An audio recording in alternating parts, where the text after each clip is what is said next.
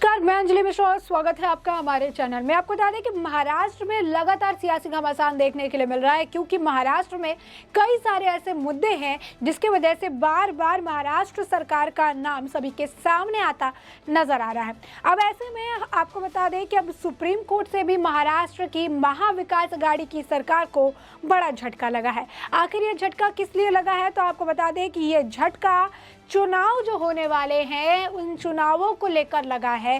क्या है ये पूरा मामला, आइए इसके बारे में हम जरा विस्तार से समझ लेते हैं।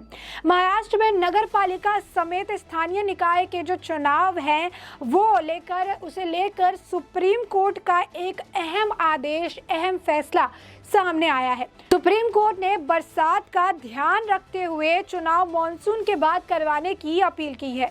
सुप्रीम कोर्ट ने कहा है, सवाल पूछा है कि जहां बरसात का बहुत ज्यादा असर नहीं होता है वहां चुनाव करवाने में क्या दिक्कत है।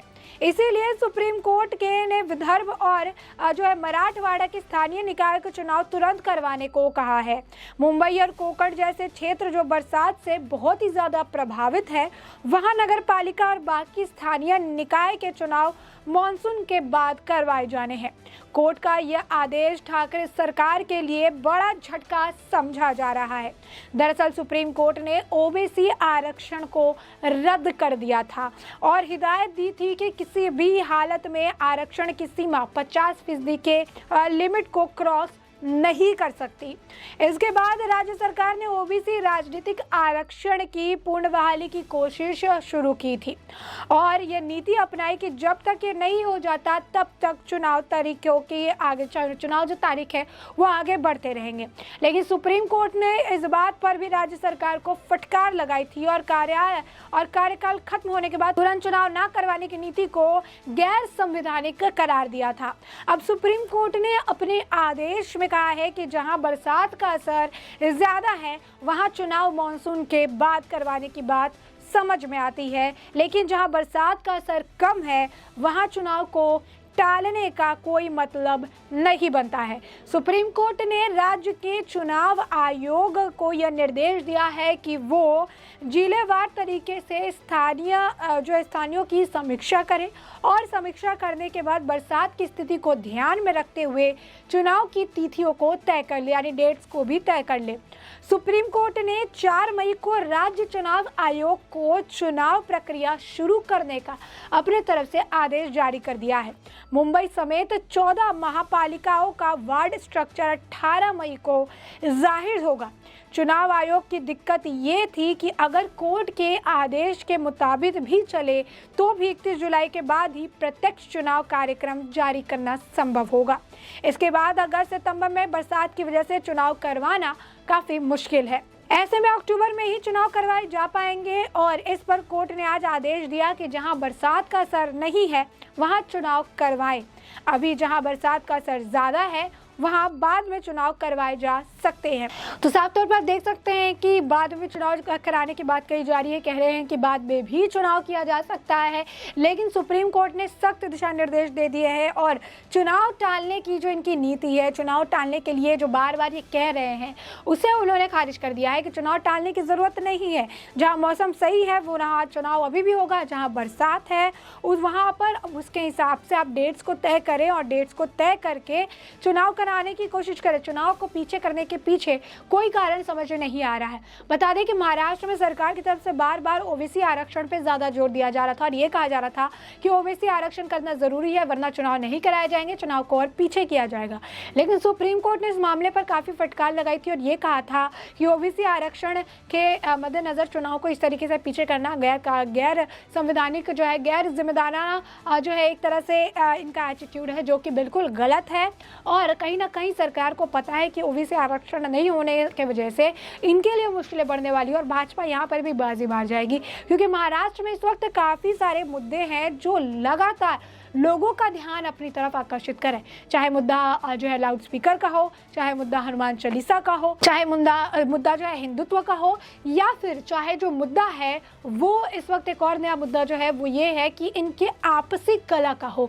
तो ये सारे मुद्दे निकल कर सामने आ रहे हैं जो उद्धव सरकार के लिए परेशानी का कारण बन रहे हैं। इन मुद्दों को सॉल्व करना, ठीक करना, आपसी जो है आपस की चीज़ों को बना कर रखना, आपस में किसी तरीके की अंतरकला से ना जूझना पड़े, इन सभी चीज़ों का उद्धव सरकार को ध्यान रखना पड़ रहा है। और इन सभी के बीच सुप्रीम कोर्ट से भी अब उद्धव सरकार के लिए ये बड़ा झटका दे दिया गया है, जहां पर सख्त दिशा निर्देश सुप्रीम कोर्ट की तरफ से इनके लिए जारी कर दिए हैं, जिनका पालन करना अब इनके लिए अनिवार्य हो जाता है। क्योंकि ये लगातार अपनी तरफ से चुनाव को पीछे टालने की कोशिश कर रहे थे, लेकिन सुप्रीम कोर्ट शुरुआत से ही चुनाव को तय समय रहते हुए जोर देकर उन्हें सही समय पर करवाने की मांग कर रही है।